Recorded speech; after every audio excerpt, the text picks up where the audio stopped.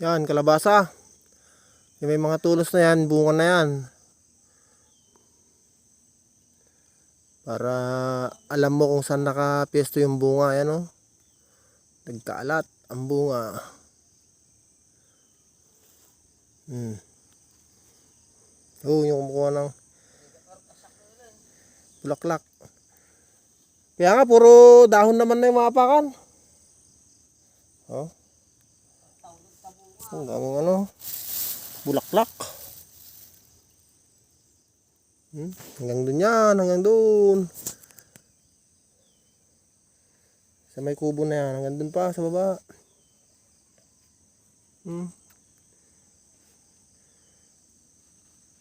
Panama to kapag ka nagbenta na. Ganda oh.